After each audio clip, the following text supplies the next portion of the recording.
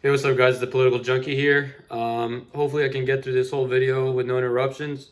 I was recording this earlier for like 15 minutes, this story, and I got a phone call from a random number, and no one was even on the other side of the line. So I basically have to restart the video because the video just cuts off because I record these videos on my phone.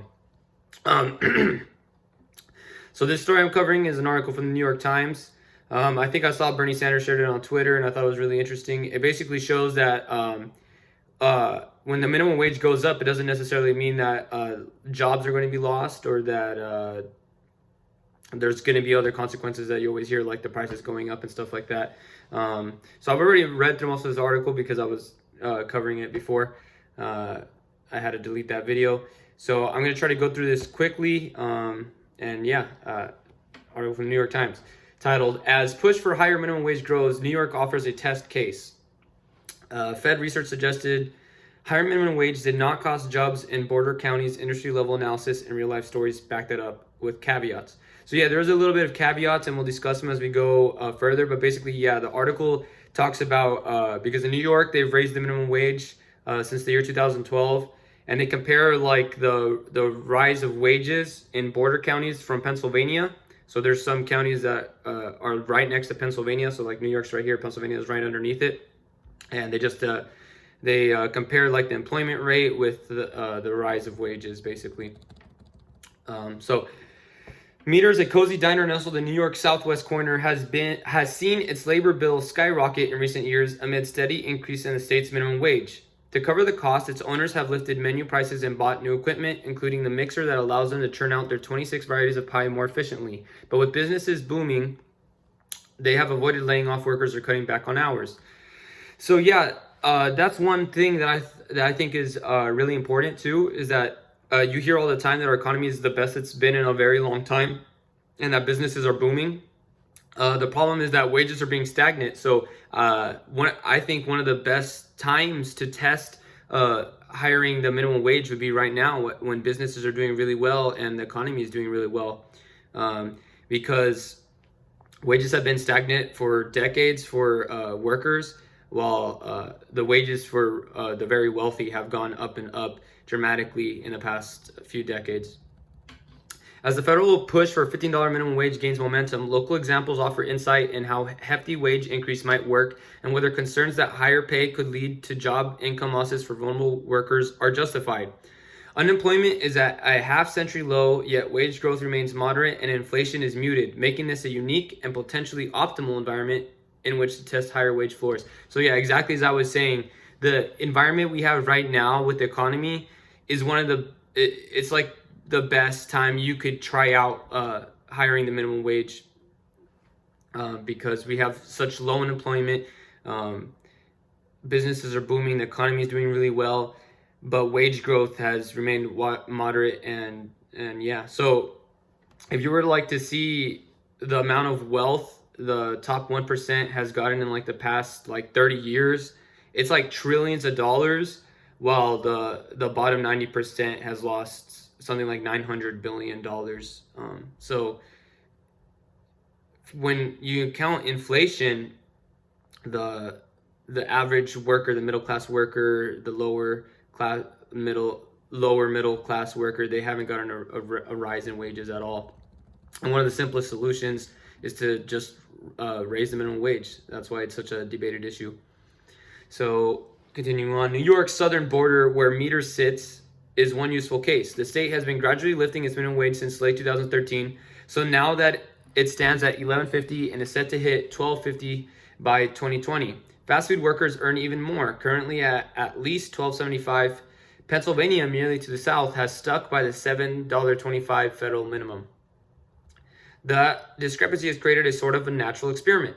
Researchers at the Federal Reserve Bank of New York recently found that wages had increased sharply for leisure and hospitality workers in New York's border counties, while employment growth continued unabated. So, yeah, as I was saying earlier, I mean, that's pretty crazy. I think that there's still some states that have a $7.25 minimum wage, because, man, that is such a low amount of money to get paid for an hour of work. I mean, I remember being a kid, like my neighbors would ask me to cut their yard. It'd probably take me like, I don't know, like 20 minutes, and they pay me like $50.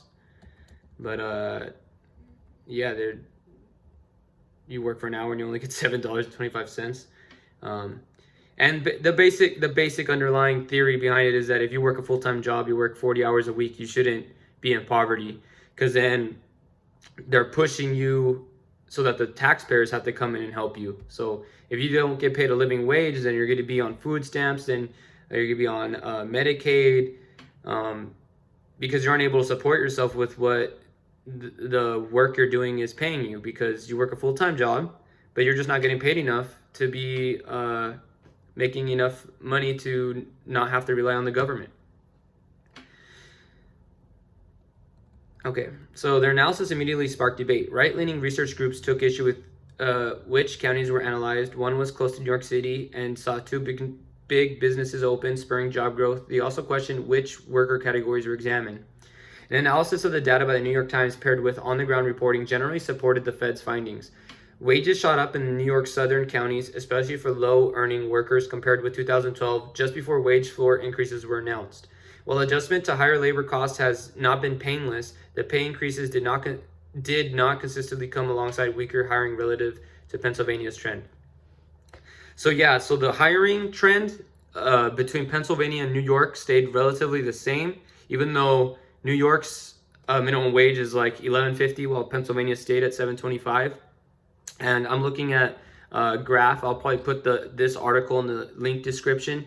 There's a graph. It shows New York on top of Pennsylvania. And since the year 2012, some of the counties, the wages have increased by 30%, while in Pennsylvania, it's showing the border counties. The highest one was 14%, and the other two are 11%, those counties. So obviously, because the pay was increased legislatively, the wage increases was way higher in New York, and it didn't cost them jobs as some people predicted. The Times looked at the data several ways, zooming in on the restaurant industry, leaving out the contentious counties, and comparing counties like Chemung, Broome, and Delaware only with their immediate neighbors. Each data slide showed a similar pattern in which neither side clearly won or lost when it came to employment, but New Yorkers in affected industries earned more. So it's kind of like a pattern now. It keeps saying it in different ways, but yeah, when it came to employment, they were both basically the same. But if you were living in New York, you were earning way more. New York City and its neighbors, which are subject to different wage requirements, were not included in the analysis. So yeah, I think New York City has a $15 minimum wage. It might actually be a little bit higher than that. I think I've heard some, or maybe they're proposing a little bit higher minimum wage. But yeah, so this doesn't even include New York City. This is just the rest of the state, and the rest of the state is pretty rural. New York is just a single example, but its experience matches the experience of several other states. Across 7 states, recent pay increases have not clearly pushed people out of jobs. Arindrajit Dubey, an economist at the University of Massachusetts Amherst, found an analysis published this month. So this is what he's saying. Up to a point, minimum wage can be absorbed without any substantial changes in employment, said Mr. Dubey, who is advising the British government on wage policy. So yeah, that's for sure, because sometimes you'll hear people say like, oh, like why don't you just increase the minimum wage to $100 if you just want to raise the minimum wage so that people make a lot more money. It is true that there becomes a point where you raise the minimum wage so much that it is gonna burden the employer a lot, and they're just not gonna be able to employ people to the level that they can, that's sustainable. So there's a term of sustainability where the company's still able to make a lot of profit, but they can still keep all their workers and just pay them a better wage. So there definitely is some balance that has to be done. So Mr. Dubey looked at California, Oregon, Washington, Colorado, Massachusetts, New York, and Maine, all of which had raised pay to at least $10.50 by 2018, directly affecting almost 20% of their workforces. He found no discernible employment impact across the group, even for workers with low education levels. So yeah, it's been tested in a bunch of states, and like an argument done by a lot of conservatives is that, oh, if the Democrats want to implement something, why don't they try it in their state? So that way you can see that if the experiment works in a small place, then we can expand it to the federal level. And I think this is a perfect example that shows that, yeah, it works at the federal level. It could work at the federal level because it's been tested in several states and it seems to be successful in all of them. As these states have raised their minimums at this point, many of them are at $12. That is definitely telling us more information than we had before, he said. We don't necessarily know what $15 at a federal level would do, but the evidence base is expanding.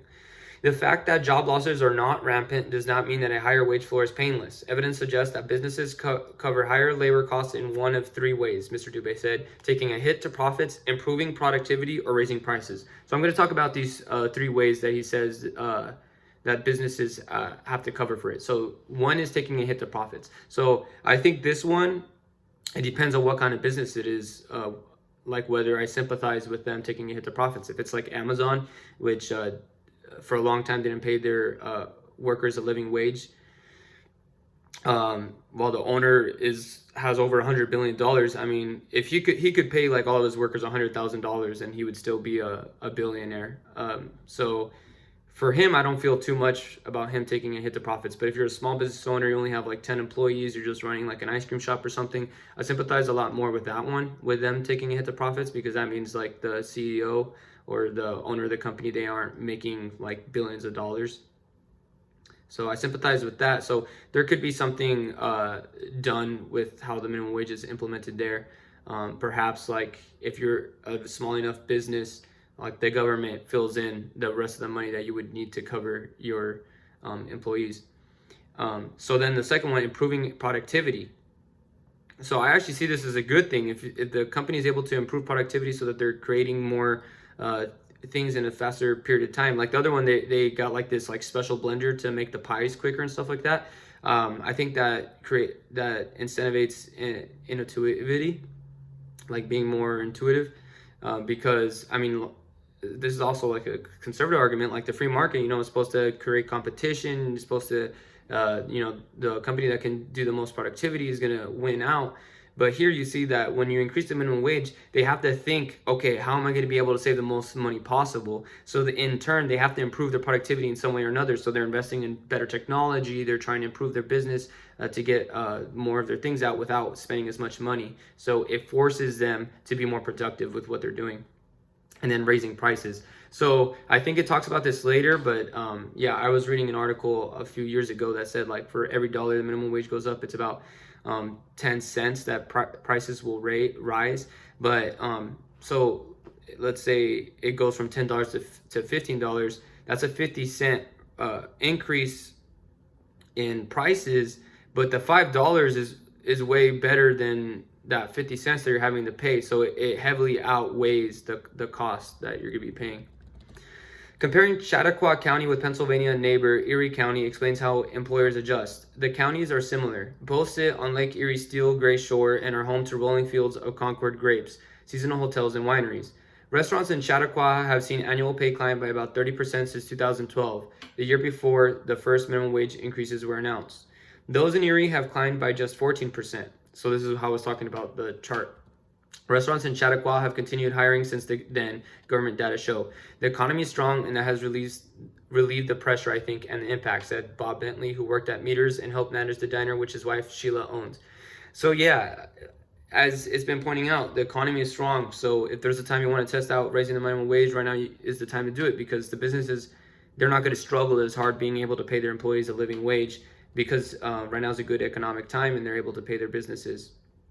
And also, it just kind of reminded me, because it was talking about Washington earlier. Washington constantly ranks in at least like the top 5, and I'm seeing it number 1 when it comes to like economics and how well Washington is doing economically. There is like a homeless crisis in Seattle, but actually Seattle, they have a $15 minimum wage and they have a really low unemployment rate. It's lower than the federal average. I think the minimum, the unemployment rate in Seattle is like 2-point-something%. It's like 2.5% around there. So it obviously hasn't affected the unemployment rate there too much. Ms. Bentley bought Meters 4 years ago, and the business has raised prices 11% since then to help cover its higher costs, including a one-time step up of 7% early this year. Customers barely noticed, Mr. Bentley said. So yeah, this kind of goes in line with what I was saying. They've raised the prices 11%, and then they raised it up 7% some other time, because in New York they raised the minimum wage every year until the year 2020. It's kind of really similar to what they're doing in Washington. Such price increases can erode some of the buying power that workers gain as their wages climb. Through research suggests that the effect is not big enough to offset the benefits of a higher pay. So this is just what I was talking about. So yeah, there's research that says like getting the higher pay, it's a lot better than just having to pay for that little increase in the prices. It's not big enough to offset the higher pay, because you'll always hear people say like, oh, if you raise the minimum wage, everything's just going to rise that same amount. They're partly correct in that prices most likely, yes, are going to rise, but the benefits of the higher pay offset that. Okay, still, not every business has the ability to absorb or pass along higher labor expenses. Half Acres Farm, a produce stand near Chautauqua Lake, cannot charge too much for tomatoes and onions because it competes with grocery chains that can spread expenses out over multiple locations. The owner, Bet Southworth, raised the price on hanging flower baskets by $1 this summer, but charging more for geraniums was not enough to protect her profit margins. I try not to go crazy. You'd rather sell out than throw out, she said. While hearing in Chautauqua as a whole has not pulled back, the experience of Half Acre suggests that trends can mask individual experience. Ms. Southworth has scaled back to 7 employees from 10 during the peak summer season, partly to cut costs and because seasonal workers are hard to find at a wage she can afford. They can go to McDonald's and get a job for $12.75, Ms. Southworth said, as the general minimum wage converges towards that level. She will have to downsize further. At some point, I'll probably have to close. So yeah, this is, I guess, one situation where it has negatively affected like a small business and stuff like that. And that's what I was kind of talking earlier. There does need to be some kind of backboard for those kind of businesses to ensure that they're able to compete with the bigger businesses and stuff like that, because I'm a very big small business guy. I don't really like big businesses because I feel like they tend to monopolize and have too much control over whatever you do. So then you have like one company in charge of everything you eat. You have one company that's in charge of all the media. I don't like when they monopolize like that. So I'd rather have a lot more small companies making stuff like that. And it's several fold. So like you could a lot of the subsidies that go for farms go to like the top like 7 farms in America in terms of size. So I think there needs to be a lot more subsidies for smaller farms and stuff like that, so that way their prices can go down. As I was saying earlier, if a small business, let's say like I would consider a small business like 50 employees or less. If you're a small business and you have 50 employees or less, I mean, this woman only had 10 employees. The government, I would support it, like the government fills in that minimum wage. So like, let's say like you can really only afford to pay your workers like $10 an hour. The government would chip in those extra like $2 or $3 if the minimum wage is $12 or $13 for you to be able to pay your workers a living wage. As wages for restaurant workers have increased more in New York State and in Pennsylvania, there has been no clear pattern of employment in the border counties of each state. So just saying that again. As Half Acres demonstrates, businesses without much pricing power could be forced out of business as labor costs increase, which can lead to industry concentration. The number of fast food restaurants north of the state line has declined since 2012, even as the number of people employed increased, suggesting that the industry might be consolidating, perhaps because larger restaurants or chains can more easily pay higher wages. So this is what I'm talking about. You're going to have, one of the downfalls is having the bigger companies have more control. A similar pattern is visible in full-service restaurants just after the tipped minimum wage climbed sharply in 2015. As the Right-Leaning Employment Policies Institute pointed out, that is consistent with broader evidence about what can happen when wage floors rise, Mr. Dubé said. Full-service restaurants in New York border counties have seen employment fall off slightly since 2016, the first full year in which the higher tip minimum wage was in effect. It is hard to know whether that is the result of the higher wage floor. When New York posted strong hiring in 2013, 14, and 15 when minimum wage increases were announced and then getting underway for non-tip restaurant workers. The recent drawdown could stem from employers realizing they did not need as many new workers, or it could be that employers were able to handle slightly higher wages, but a steeper floor for tipped employees pushed some to cut back. And another thing to think about is that this is just a thought. I'm not necessarily sure I agree with this, but if you cannot pay your employers a living wage while they're working a full-time job, then perhaps you shouldn't be able to run a business, because I feel like there's always gonna, if you're a smart business person and your business is really good, you're going to be able to pay your workers a living wage. Whether you have to do it through raising your prices a little bit, increasing productivity, which I think is going to be the most important thing, increasing the productivity. So yeah, I mean, it's just food for thought. The New York experience shows that the magnitude of wage increases may determine whether an increase dampens employment. A tool from the Congressional Budget Office suggests that while a $12 federal minimum wage would have hardly any employment impact, a $15 minimum wage could lead to about 1 million fewer workers, for instance. So that's interesting. Now, this is one thing. So a lot of people say you should always push further left than what you're actually pushing for, because if you, let's say the Democrats would push for a $12 federal minimum wage, the Republicans are actually really good at their political strategy, and the Democrats are really bad at it. So if they started with $12, I mean, we would probably end up at like 10 or below. But if we start with $15 into the negotiations with $15 starting out, maybe we'll end up with a $12 federal minimum wage, which would be really good. Now, overall, yeah, like if you tie the minimum wage to inflation from like the 60s, it would be about like $11.70 or $12 thereabouts. So I would probably support a 13. I mean, I probably would eventually support a $15 minimum wage, and this is what I mean by that. Make the minimum wage like $13 increasingly, and then after that, tie it to inflation so that it just goes up every year by however much inflation is. So it would eventually reach $15, but it would at least get there. And honestly, I wouldn't be too mad if the $15 minimum wage was passed, because I think the evidence suggests that it wouldn't impact too much, even though right here it says it could lead to 1 million fewer workers. I think there has to be a workaround around it, and but I mean, the evidence is evidence.